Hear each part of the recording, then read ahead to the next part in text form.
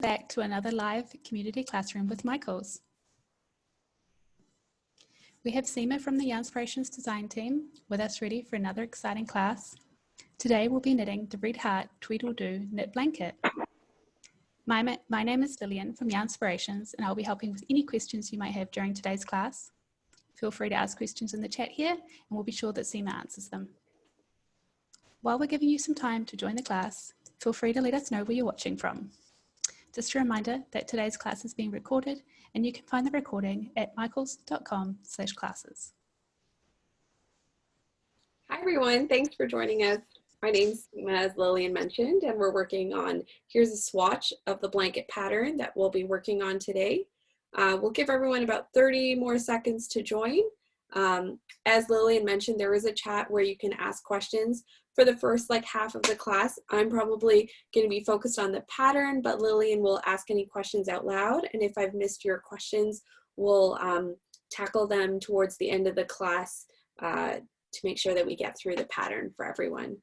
And if you don't already have some yarn with you, just go grab yarn. We're working with Red Heart Super Saver, worsted weight, CYC weight 4. And the pattern calls for US 10 6mm knitting needles. I'm using 5.5 because I knit a bit loosely. So whatever size you need for your yarn for this swatching. And it looks like we've got a good number of people here, so we're going to get started. And Lindsay, if you want to switch to hands, I'll pull up the pattern. Yeah, so as you can see here, I've started a swatch to talk us through the pattern that we're working with today. It's a form of mosaic knitting, so you definitely need to have knit, your first scarf or something before you tackled this, because it is a little bit different. But as you can see, it's just garter stitch, so it's not too fussy, and it's definitely one of those projects that looks more complicated than it is. In the pattern PDF, which you should have had emailed to you, but normally they'll pop a link in the chat for you if necessary. They've used Red Heart Super Saver in a solid, so just whatever solid shade you'd like to work with. The pattern used grenadine, which is this really nice rich red color. And then they actually used Red Heart Super Saver stripes for this contrast B, the secondary color.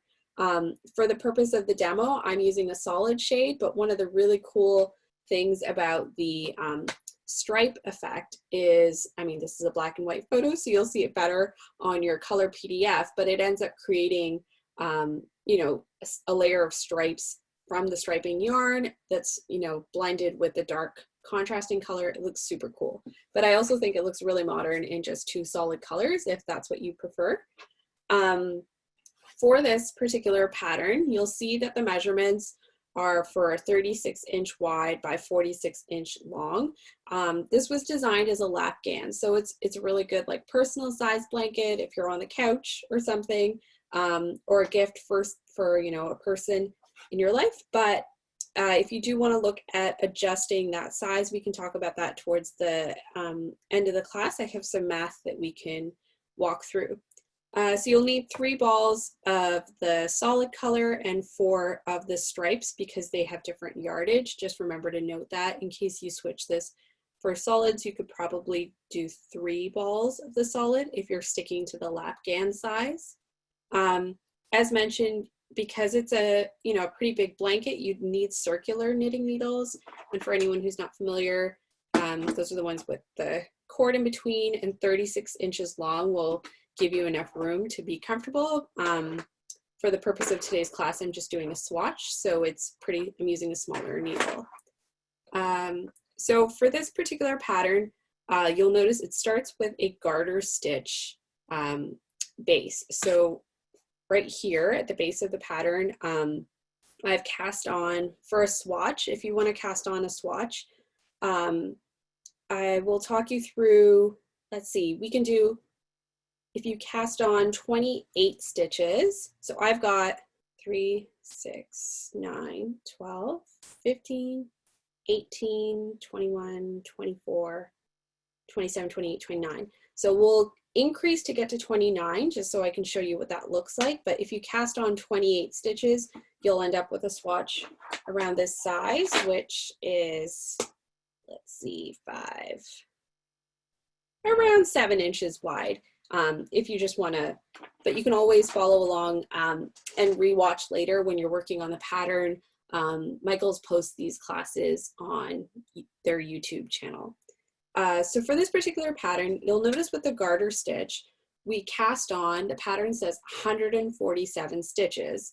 One question we get asked a lot is, why do we have a set of instructions saying to increase to 157 stitches? So intermediate knitters, you might be aware, but just for anyone who's a bit newer, the reason is garter stitch, which is this section here, tends to be a bit wider than stocking stitch or mosaic stitch patterns tend to sort of pull the fabric in. So the reason you start with fewer stitches is because it's pretty wide. And then you'll need to increase if you want to maintain an even width along your project. For a swatch of this size, the reason I suggested casting on 28 stitches, we're going to do one increase just so I can show you what that looks like to get it to 29 stitches. And the reason being, you can see here the pattern says that you're going to want to get to 157 stitches if you're making the full blanket. This particular pattern requires a multiple of 4 plus 13 stitches. So the reason it's 13 stitches eventually you'll need is because you've got 6 stitches on the left and 6 on the right for the garter stitch border. So you can see that distinctly here. And then these sort of columns here are 4 stitches, and you always have 1 extra stitch. So basically, if you are going to be making it bigger or smaller, you need to have a multiple of 4 plus 13 when you get to the body of your project. So we're going to go ahead and cast on, if you haven't already. You can use whatever cast on method you prefer. And I'm going to cast on 28 stitches. So let's see, 5, 10, 15, 20, 25, 26, 27, 28. So I've already cast that on, it seems. Let's just double check. 10, 15, 20, 25, 28, perfect. And I'll explain some of how I came up with that math towards the end. But 28 will let me do my garter stitch. Seema, do you mind if I ask a quick question? Go for it. We have a question here from Jean. She asks, what cast on method is suggested or does it matter? It doesn't, I don't think it really matters. One method that I know Yarn Inspirations uses a lot is the one where you knit into the stitch. So for example, if this was my slip knot, I would insert my needle, wrap my yarn around the needle, pull through, and then twist that onto the needle. I use the long tail cast on method because that's the one I'm most comfortable with. So in that, it's whichever method you're comfortable with should be fine. Just make sure you're not pulling too tightly because you don't want your blanket to be cinched in. So for example, let's see. We definitely, I do recommend if you need a refresher on slip knots or casting on, I believe it was Tamara or Marley, one of them did a Knitting 101 class with Michael's, and it's up on YouTube on the Michael's Community Classroom playlist. Definitely check that out after, because you'll want to practice that a lot before you get to this stage here. I can add that into the chat as well, the 101s. Perfect. That would be really helpful. Do you mind if I ask one more quick question? Go for it. Dee asks, what color are you using? The green is very pretty. Sure. So I've actually got 2 here. I'm not sure you can tell on camera. Oh, actually it's pretty clear. So this one on my right here is Jade. So that's the one that's used in this swatch here. And the one that I've just cast on with is Real Teal. And for the contrast, I'm using the Aran, so your classic creamy white, just so I really wanted to show you the difference between the dark and light here. And I should state that, you know, you're casting on, it says with contrast A, which I would recommend using your darker color, because it'll really make that lighter portion pop if there's a strong contrast there. So we've cast on 28, and the pattern says to knit for 4 rows. For the sake of time, I'm just going to knit 2 rows in garter stitch. So that's pretty straightforward. You're just knitting right across. And the reason I'm having us start with this is because I just want to show everyone the increase and how that works before we dip right into the mosaic portion, which I promise is, if you've knit before, is easier than it looks. I really thought it would have been more tricky when I first started learning about mosaic knitting, but it's very, very satisfying. So, apologies, just gonna knit across my 28 stitches for my swatch. Of course, if you were working the full-size blanket or the lapkin, it would be 147 stitches.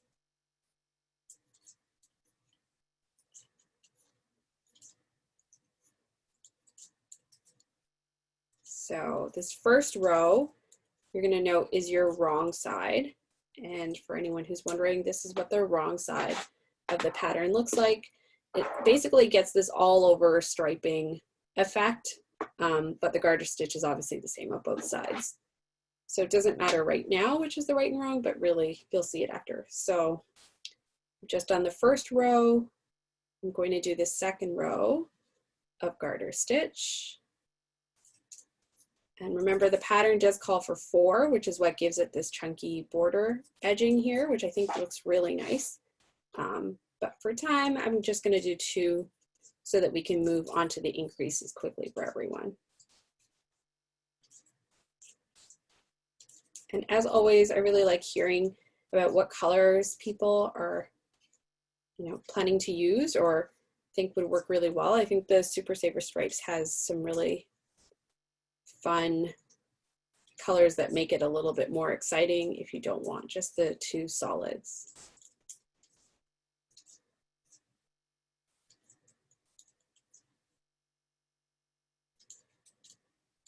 So I'm coming to the end of my second row of garter stitch.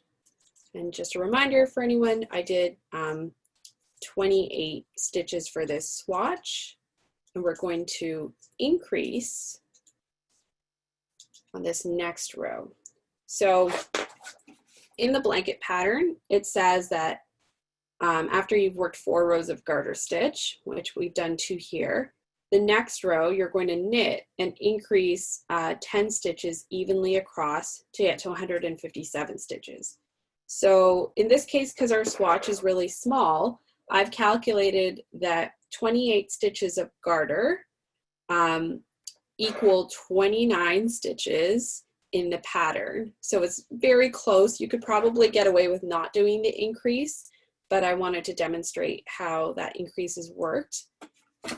Whenever, a good tip, whenever you see a pattern say knit increasing 10 stitches evenly across, you can use typically whatever increase you prefer. I tend to use a knit front and back, which is what I'm going to be demonstrating today, or a KFB. There are other types of increases depending on your pattern that may make more sense, but for a garter stitch pattern like this, KFB is what it is. In terms of how to know where to put your increases, you can do the math, or I recommend just Googling knitting stitch calculator or knitting increase calculator. And I have seen that before. It will let you, it'll actually tell you how many, like what increases you need to do and where. So for example, you would put in 147 stitches what you have, and you need to increase 10 stitches, and it'll tell you what you need to put in there. Some patterns will have it written out, really the preference of the designer. So I forgot to get the name of this one, but someone on the Your Inspirations design team, not me, wrote this really cool design. So for this next row here, we're going to do the increase. And in this case, I have 28 stitches and I want to go to 29. So I'm actually going to knit 13 stitches halfway across because I want to put my increase. Usually you try to evenly space them out so that your project looks neat, sorry. In this case, I'm just putting it in the middle. So I'm going to knit 13 stitches. 5, 6, 7, 8, 9, 10, 11, 12, 13. And now in this stitch, I'm going to work a KFB, which is the increase stitch. So you're going to insert your needle as if to knit, wrap your yarn around the needle, pull through, and then insert your needle into the back of that stitch, wrap your yarn around the needle and pull through. And now that one stitch has become 2. So I'm just going to demo that one more time. And if you need a refresher on KFB, we've got it. We definitely have tutorials on our YouTube channel, but we've got the stitch here. I'm going to increase. So insert my needle as if to knit, wrap my yarn around, pull through, and then insert my needle into the back of that stitch, wrap my yarn and pull through. And so now we've got 2 stitches there. And then we'll continue knitting to the end of the row. So that was really just so I could show you guys the increase that I use for this particular pattern and showing you where to place it. And now we're moving on to the exciting mosaic portion. So you just want to count that you have 29 stitches or a multiple of 4 plus 13. So we've got 5, 10, 15, 20, 25, 29. Okay. Now for the first part of this pattern, you can see that it's always going to start with 6 stitches that are just knit in garter. The pattern here has written it out as with A, so we're going to continue using our main color here. We're going to knit 8 stitches.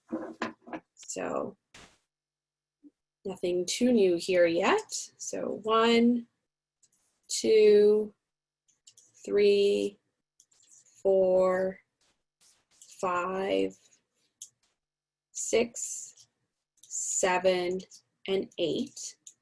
So we've got 8 there. And the fun thing about this pattern is that it's always a 4-stitch pattern repeat.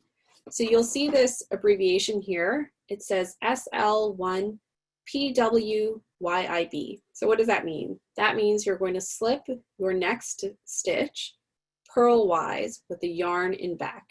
So I think once you get familiar with the acronyms, it doesn't seem quite as daunting. I'll demonstrate what that looks like. So when you're slipping a stitch, this one says purlwise, which means you're going to insert your needle from back to front into the next stitch and slide it off that needle. So you're not actually knitting it, you're just slipping it. And we'll see after we work a few rows what that does. So we're just going to slide that off our needle from back to front like that. So your working yarn is still hanging out at the back here, and it says we're going to knit 3 stitches. So we're going to knit 1, 2, and 3. And then we're going to slip again, purlwise, with the yarn in the back. So the yarn's still hanging out at the back here. We're slipping from back to front, off the left-hand needle, and this yarn is still at the back here. When we go to knit the next 3 stitches, you'll see that this, your working yarn is sort of resting against the back here. You don't want to pull it too tight because that'll cause problems for you later on. You just want to sort of comfortably put it at the back, wrap it across the back there. So we'll demonstrate that a few more times. So we've got 1, 2, 3, And we're going to do that repeat again. So we're going to slip 1 purlwise with the yarn in back, knit 3, 1, 2, 3, slip 1 purlwise with the yarn in back, knit 3, 1, 2, 3. And the pattern says when we get to the last 5 stitches, we're just going to knit those as well. And that's part of that garter stitch border. So knit across there. So after the first row, you really don't notice a whole lot that makes it really visible as to what happened. Is only if you look super closely, you can kind of tell that some of your stitches look a little different. But I think as long as you've follow the pattern and you still have your 29 stitches, we'll move on to the second row. And by the time we work the first row again, you'll see that pattern come to life. So for the second row, we're continuing with A, which is the darker color. We're going to knit 8, and then we're going to continue with slipping, but this time you'll see that it says slip 1 purlwise with the yarn in front. So let's see what that means. We'll knit our first 8 stitches. 1, 2, 3, 4, 5, 6, 7, 8. Now, it says we're going to slip 1 purlwise, yarn in front. So your yarn is typically at the back. You're going to bring it to the front of your work here. So you've just wrapped it around, haven't created like a yarn over or anything. You've just brought your yarn to the front of your work here. And you're going to slip that next stitch purlwise. So again, working from back to front, you're inserting your needle into that stitch on the left hand and sliding it off. Now you're going to continue and knit the next 3 stitches. And of course, to knit the next 3 stitches, you'll need to bring your yarn back to the back of your work. We'll demonstrate that a few more times. So let's knit the next 3. 1, 2, 3. Now we're going to bring our yarn to the front of our work.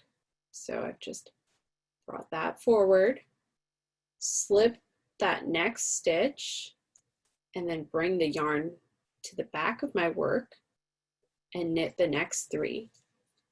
1, 2, 3. And again, bring the yarn to the front of your work, slip that next stitch, inserting your needle from front to back, sliding it off, bringing your yarn to the back again, knitting the next 3 stitches. 1, 2, 3. Going to slip again with the yarn in front, then knit the next 3. 1, 2, 3. Oops. And then we're going to knit the last 5 stitches as the pattern says to K5. Now again, it's hard to see what has really happened. So when we get to the first row and second rows again, you'll see a bit clearer what is actually happening. So now we're at the start of our third row and we need to introduce a new color. For this purpose, I'm working with this off-white, which I think, yeah, you should be able to see on camera. So to join your new color, you're simply going to insert your needle as if to knit. And if we can't see, Lillian, just let me know, and I've got some other shades around that I can play with as necessary. So for your second color, you're just going to take that tail end and just lay it across your needle and knit that first stitch. And don't worry about if this part seems a little loose. We can tighten that up when we weave in our ends later. Or you can just pull gently on the yarn. But you don't need to knot it or anything. We'll weave in those ends later. So we've knit our first stitch here and we're going to knit the next, it says to knit 6 stitches to start with. And make sure you're working with the yarn coming from the ball end and not your tail here. And I've done that a few times, which it's easy to rectify. So just knit 2 stitches, 3 stitches, 4 stitches, 5 stitches, and 6 stitches. And now, because we have another color in there, we're at the exciting part where the pattern is going to start to show itself. So it says to slip 1 stitch purlwise with the yarn in back. So again, that's where you insert your needle from right to left, from back to front, and slip that stitch off your left hand needle. Meanwhile, your yarn's still hanging out in the back. What that ends up doing is it makes it look like you've got your contrasting color or the dark color on your knee, as if you've knit that, but you haven't done anything. You've just moved it from your left hand needle to your right hand. So let's show that again. We're just slipping that off. Then we're going to knit the next 3 stitches again with our lighter color. 1, 2, 3. Now we're going to slip that next stitch again, and then knit the next 3. 1, 2, 3, slip, and then knit. 1, 2, and 3. And for this row, we're working until we get to the last 7 stitches. So we're going to slip again, knit 1, 2, and 3. So we have 7 stitches remaining, and it says to slip that next stitch again, and then knit the last 7. 1, 2, 3, 4, 5, and 6. Sorry, it said to knit 6, the last 6. So at the end of our 3rd row here, we can see that we have our knit 6. So this was the first 3 that we knit. We had our slip, then our knit 3, slip, knit 3 across the whole way. Now we'll demo the 4th row. And one of the cool things about this pattern is after you've worked the first 4 rows and you've done it a few times, it becomes easier to sort of knit the stitches as you see them rather than having to follow along with the exact pattern as it's written. And I'll show you what I mean shortly. So for the 4th row, you're going to continue with your lighter color and you're going to knit those first 6 stitches. 1, 2, 3, 4, 5, and 6. Now you're going to slip the next stitch purlwise with the yarn in front. So again, you bring your yarn, your working yarn to the front. See if we can hide some of those extra tails hanging out here. I'm gonna just cut this end so that it's a little less distracting as there's a lot of cord happening here. Hold on. Okay, so we're going to slip, we've knit our first 6 stitches, we're going to slip that purlwise. So from right to left and then off the needle. Remember, your working yarn should be in front.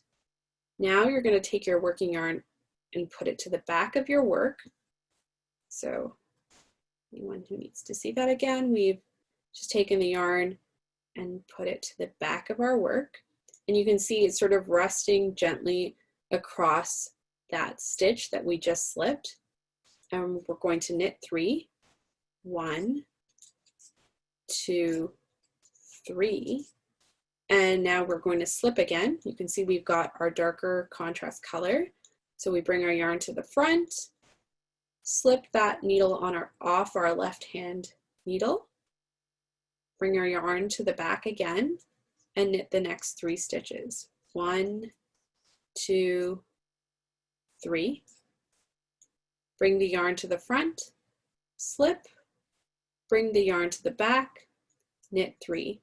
1, 2, and 3. And again, bring the yarn to the front, slip, that stitch off your left hand needle, bring the yarn to the back, and knit the next 3. 1, 2, 3. Now we're at the last 7 stitches of this row. So we're going to bring the yarn to the front again, slip that stitch off your left hand needle, bring it to the back, your working yarn to the back, and knit the last 6 stitches. 1, 2, 3, 4, 5, 6. So I'm going to turn my work so we can look at it from the right side here. And I do want to work the first and second rows again so we can see the pattern start to take shape. But you can see what we've done is whenever we've slipped a stitch, we've essentially carried the yarn from that row up across another row. So even though we didn't knit this particular dark teal here, because we slipped it, it makes it look like that teal was worked on this row. So it looks like complicated fair owl or something like it, but it's really not. So I'm going to show you how I work the next row, the first row here. I typically take the yarn from the color that I'm using from the back. So some people always ask about, do I need to twist this yarn?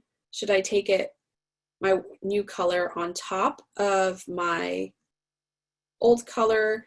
I think for this one, it looks neatest if you take the color you're about to use and make sure, like, bring the old color to the front here and then take your old color around the back. So again, if you've got your colors lined up here and you've got your old light color and you want to switch back to the dark color, I'll bring the light color over just out of the way to the front, insert my needle as if to knit, and I will be knitting it, and I'm taking my new color from the back. And I just found, after trying a few methods, for this garter stitch, that seems to be the neatest option. So for the first row, we're knitting the first 6 stitches, 3, 4, 5, or actually the first 8, 6, 7, 8. So we've knit our first 8 stitches. Now we're going to slip one purlwise with the yarn in back. So now we're slipping the lighter color here. So again, insert your needle from right to left, slip it off the left hand needle. And remember, your working yarn is still in the back here. Then you're going to knit the next 3 stitches. 1, 2, 3. And then you're going to slip this next stitch again. Then knit the next 3 stitches. 1, 2, 3. Slip the next stitch. And then knit 1, 2, 3. Slip the next stitch. And knit 1, 2, 3, and then we're going to knit the last 5 stitches of that row. 1, 2, 3, 4, 5. So let's move on to the second row. Now, what I think you can do on the wrong side is you don't actually have to read the instructions every single time if you start to work the stitches as you see them. So what that means is we'll start with, we have our, all these stitches here are in our dark color. So we'll knit those dark colors there, the 8 stitches. 1, 2, 3, 4, 5, 6, 7, 8. But when we get to our contrasting color, we know that we don't want to knit this because that'll ruin the pattern that we've created. Whenever we see that other color on the wrong side, we'll bring our working yarn to the front. So just bring it from the back of your project to the front of your project, and we'll slip that next stitch. Again, it's always purlwise, so from back to front, and then we'll bring our yarn to the back of our needle again, and we'll knit these 3 stitches because it's the same dark color that we're currently working with, and go 1, 2, 3. And then as soon as we see that light color again, we know that we're going to bring our yarn to the front, slip that stitch, and then continue knitting the stitches that are in the color we're currently using. 1, 2, 3. We see the light color, we'll bring our yarn to the front, we'll slip that off, bring the yarn to the back, and then knit those 3 stitches ahead. 1, 2, 3. We see our light color, so again, we'll bring the yarn to the front, slip off, bring the yarn to the back, and then knit. And we see that all the rest of the stitches are in our current working color, so we're just going to knit straight across. So I really find after you've worked a couple rows of this, because you end up working the stitches as you see them, it ends up becoming a lot easier to memorize than it seems at first. So what we've done here is created our first, I don't know what these shapes are. They kind of remind me of fleur-de-lis, but they're not. Let's see here. I'm going to bring up my bigger swatch so we can look at it more closely. This is after you've worked the same pattern a few times, and I wanted to show you close up what those slipped stitches look like in case you're not making a swatch at the same time. So anytime you've got a slip stitch, you can see this elongated V, and what that's done is basically carried this color from this row over the contrasting or the lighter color to the next row where we use the dark color again. And you can see that both with the teal and the white. So that whenever you're using contrast A, which I recommend using the darker color, you're gonna always slip the darker color, this particular V or slip stitch, when you're working on the lighter row. So I'm gonna continue demonstrating the, I'll demonstrate the 3rd and 4th row again, but I'm gonna pop up in the chat, and Lillian, if there are any questions I've missed, feel free to let me know and I can answer them. And for someone asking to see the wrong side, this is what the wrong side of the pattern looks like. I actually think it's kind of nice. Like, it's got a very, because it's 2 colors, it just looks, I don't know, repetitive, like its own texture. So that's the wrong side there. And you always want to make sure when you're slipping your stitch, don't pull too tightly, because that'll cause this part here to sort of cinch up, and then your stitches won't look very neat. So you just want to always gently, when you're slipping your stitch, have that yarn rest across. But if you create it too loosely, you'll end up with really big loops, which will snack on stuff. So definitely worth experimenting with until you get comfortable with it. But I will say that once you've tried it a few times, it ends up working out pretty well. And I'm gonna work the 3rd row again. So I'll show you what I mean about working based on what you see. So I'm going to knit 8s, well, I'll knit based on what I see. So I'm gonna knit the stitch here, 2, 3, 4, 5, 6, because we know the first 6 stitches are always knit. Now, when we look at our pattern here, we know that we want this, wherever there's this V of the teal, we want to slip that when we're working with the teal. So I'm going to slip that, oh, hang on a second. I'm going to move back to the start. If anyone needs to undo at any point, you insert your needle into the base of the stitch that you're going back to and pull out the yarn, because I am using the wrong color for the 3rd row. So third row, we're going back to every 2 rows, we're switching colors, which is why we're able to carry the yarn up the side of our work and we don't have to cut our yarn all the time. So for the third row, I'm going to work with the white color. So we're going to knit the first 6 stitches with the lighter color. 1, 2, 3, 4, 5, and 6. And here, I want this teal to sort of continue as a band the whole way up this pattern, creating a vertical band. So I see that V there, so I know that I'm going to slip that because I want that V to continue. You can, of course, follow with the text if that's easier. I just wanted to show an alternate method if that appeals.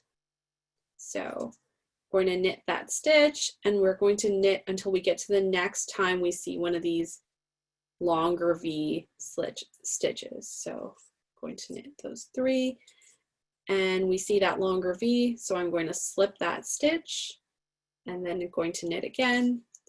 And remember, the pattern is a multiple of 4 stitches, so you'll know that basically for the most part, you're going to be slipping whenever you've finished 3 stitches of knitting.